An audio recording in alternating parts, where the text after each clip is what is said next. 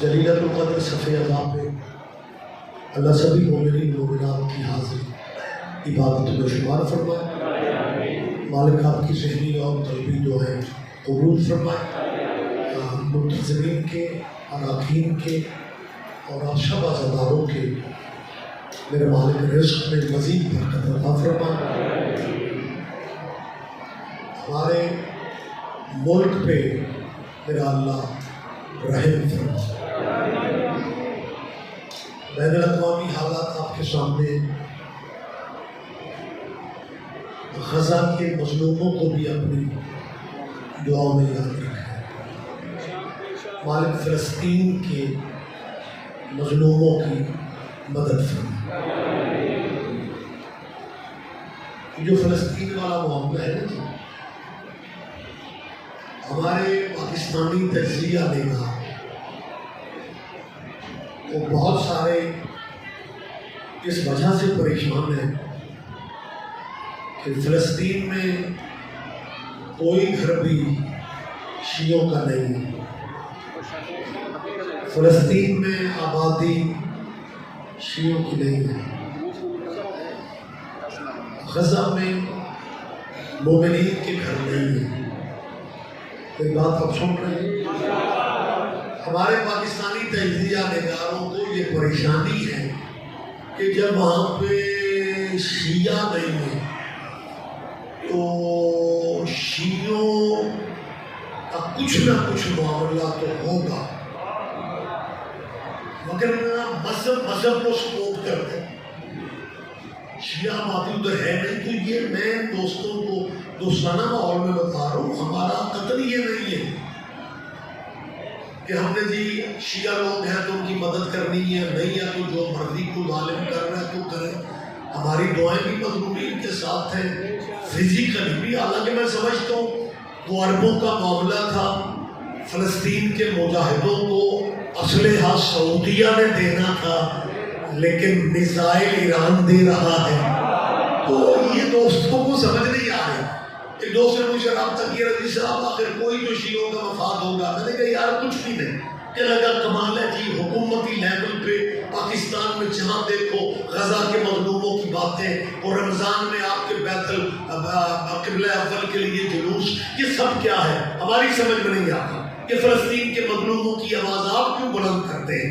میں مائک پہ کہہ رہا ہوں، بچوں کو کلیئر کرنے کے لیے کہہ رہا ہوں کہ ہمارا مذہبی کوئی وہاں پہ مفاد نہیں ہے، ہاں ایک مجبوری ہماری یہ ہے کہ مرشد ہمارا علی ہے۔ آپ اس میں پھر سوچیں گے کہ رضوی صاحب یہ کیا بات ہے کہ ہمارا مولا علی ہے، مرشد علی ہے، کیا اس وجہ سے ہم مظلوموں کی ادھر مدد کر رہے ہیں؟ یہ میں بالکل سادہ انداز میں سمجھا دیتا ہوں۔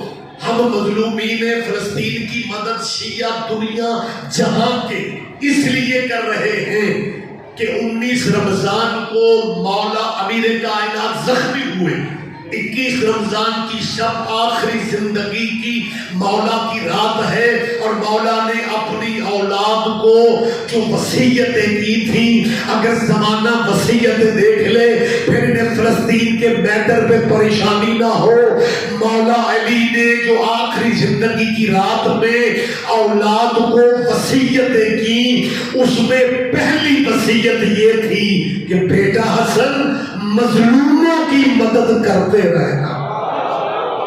نہیں، آپ جب سے میرا خیال ہے خاموش ہو جاتے ہیں، مجھے یہاں پہ فرقہ کہنا ہوگا تو آپ ذہنی طور پہ قریب آئیں۔ کیا کہا تھا مولا علی نے کہ بیٹا مظلوموں کی مدد کرنا؟ ہماری مجبوری صرف یہ ہے کہ علی نے مظلوم کا مذہب نہیں بتایا۔ تھکن تو ہوگی آپ کو، میں سمجھ رہا ہوں، دن کی ماتم داریاں شب داریاں ساری موجود ہیں، ہماری ایک ہی آواز ہے، لیکن جس ملک میں میں اور آپ رہتے ہیں یہاں بندوں میں بس موقع کی تلاش میں رہتے ہیں کہ جناب یہ بھی اعتراض کر لو، یہ بھی اعتراض کر لو۔ بھائی اگلا محرم بھی تو آنا ہے، پورا سال آپ کے پاس ہے، لیکن دل دکھتا ہے، گاڑی تک آتے ہیں، جو بندہ ملتا ہے جی فلاں بندہ یہ کہہ رہا ہے، بھائی کہنے دو جی فلاں بندہ کہہ رہا ہے یہ ثابت کرو، یہ اور ہے بھی اپنی ثابت کرو، یہ ثابت کرو، وغیرہ آپ کافر ہیں۔ مجھے صاحب صبح ڈسٹرکٹ کی میٹنگ تھی یاد لاہور کی، تو ایک صاحب نے مجھے کہا تھا رضی صاحب آپ جو شیعہ حضرات ہیں یہ کس شے سے بنتے ہیں؟ اپنی آواز آپ تک پہنچی ہے یہ جو شیعہ حضرات ہیں، میں اپنے نوجوان بچوں ینگ دوستوں کو یہ چھوٹی چھوٹی باتیں اس لیے سناتا ہوں کہ انہیں آگے بھی بات کرنی پڑے تو کر لیں، اور جو کبھی کبھی بھی مجلس میں آتا ہے اسے بھی پوٹھ سے کا پتا کہ لگے آپ شیعہ حضرات کس شے سے بنتے ہیں؟ کیوں کی بلائیے کیا بات ہوئی شیعہ کس شے سے کہ لگے اس لیے پوچھنا پڑ رہا ہے کہ شریعت میں بہت بڑی گالی ہے کسی کو کافر کہنا۔ ہم نے شیعوں کو کافر کہہ کے بھی دیکھ لیے، یہ غصہ نہیں کرتے، انجوائے کرتے ہو، کرنا تو غصہ چاہیے۔ اور یہ واقعی اپنے گھروں میں دنیا پریشان ہو گئی تھی دیار والے دور میں جب کافر کی دماغیں ڈالتے تھے نا، ان کے لیے پریشانی یہ تھی کہ رد عمل کے طور پہ پاکستان کی تو پانی کا اثر، مارے بندے تو وہ گالی دے دیں، وہ مر جاتے ہیں، گالی کا جواب ضرور دے دیتے ہیں، اور ہمیں کافر کہنے والوں کی وہ خوراک بکری تھی، بھائی اسی ملک میں رہتے تھے، تو کہنے لگے جی ہمیں یہی سمجھ نہیں آئی رد عمل میں آپ کے کسی ممبر سے یا کسی رائٹر نے کسی فرقے کو کافر لکھا ہی نہیں، آپ نے ممبروں سے کسی مذہب کو کافر کہا ہی نہیں، لہذا آپ کس شے سے بنتے ہیں بھائی؟ میں نے کہا قبلہ اصل میں ہوا یہ جب آپ نے ہمیں کافر کہنا شروع کیا نا تو ہم نے مصلے بچھا لیے کہ یا اللہ ہمیں اسی طرح کا کافر بنا دے جیسا مولویوں کی نظر میں ابو طالب کافر ہے۔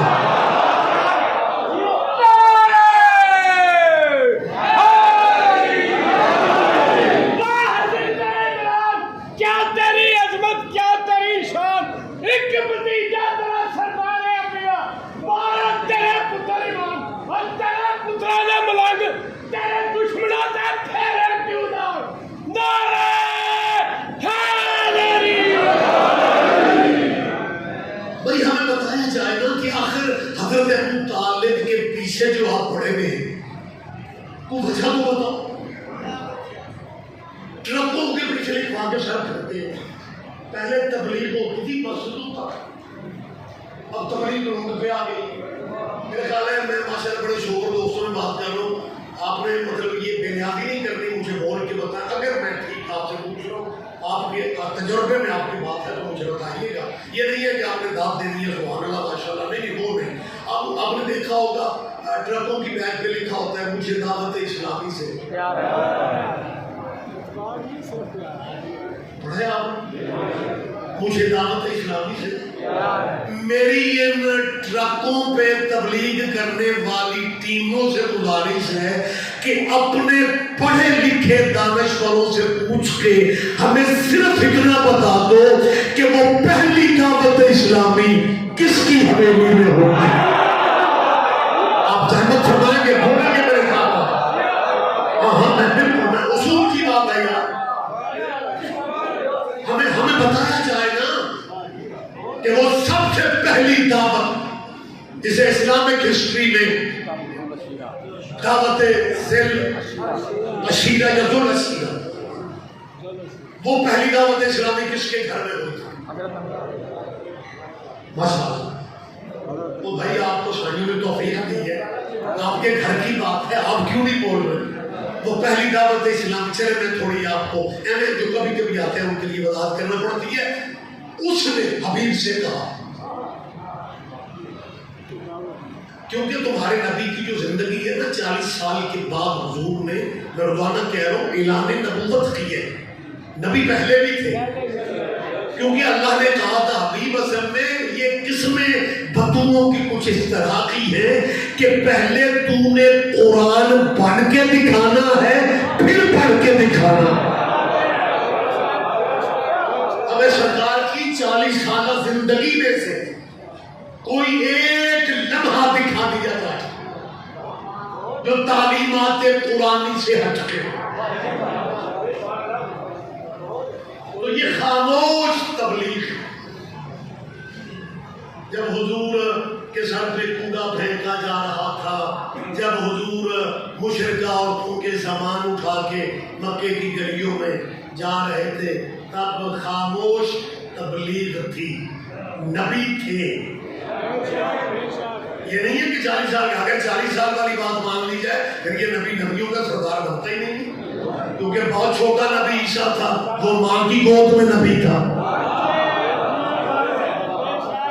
انشاءاللہ دو راتیں بھی باقی ہے، میں بات آگے آپ سے کر سکتا ہوں، لیکن آج اس دائرے میں چاہتا ہوں کہ وقت کیونکہ زیادہ ہو جاتا ہے، پھر ماتمداری بھی ہے اور مشرقی تقاضے تھکن بھی ہو جاتی ہے، میں زیادہ آپ کو پریشان نہیں کرنا چاہتا. پہلی دعوت اسلامی کا اللہ نے حکم دیا اور آیت اترے، وانذر عشیرتک، عشیرہ ذل عشیرہ، ذل عشیرہ. عشیرہ عربی میں خاندان کو کہتے ہیں. اللہ نے کہا یہ جو لوگ ہیں نا انہیں فزیکلی اسلام بتاؤ. میں اکیلا ہی اتنا لے جاؤں، نکھرے نکھرے دوست بیٹھے ہوتے ہو، کوئی سواد والی اخیر ہو. اللہ نے حضور سے کہا کہ فزیکلی دعوت دو، اور حضور آ کے چاچے سے کہتے ہیں چاچا ڈیرا بھی دے، لنگر بھی دے، میں نے اللہ کا جلسہ کروانا. کیا کہہ رہے کیا آپ یہ سراب زندہ ہو اسلام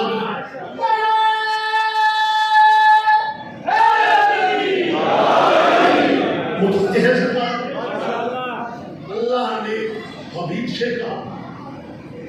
حضور حضرت ابو طالب کے پاس آ کے کہہ رہے کہ میں نے اللہ کا جلسہ کروانا. کاش دور الیکشنوں کا ہوتا پھر آپ کو جلسہ کروانے کا لطف آنا. رضی صاحب نے کیا فکر تھا کہ میں نے اللہ کا ہوتا پتہ ہے کیا الیکشنوں میں MPs MLAs campaign میں نکلتے ہیں. ووٹوں کا وعدہ ہر بندے سے کر دیتے ہیں. جو میرے ملک کی معاملات ہیں کوئی کسی کو ناراض اب کرتا ہی نہیں. ٹھیک کہہ رہا ہوں، کہہ دیتے ہیں جی آپ نے زحمت ہی کیا.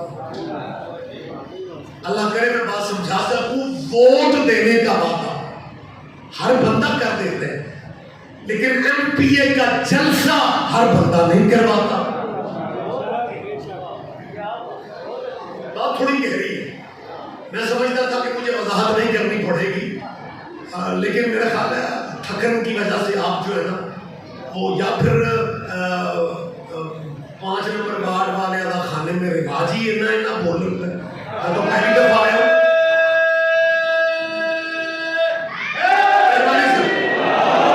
میں نے کیا کہا ہے میں سمجھانے کے لیے آپ کو تھوڑی سمجھا رہا ہوں. بہانہ آپ کا ہے، میں تو انہیں سمجھاتا پھر رہا ہوں جنہیں سمجھانے والا کوئی نہیں.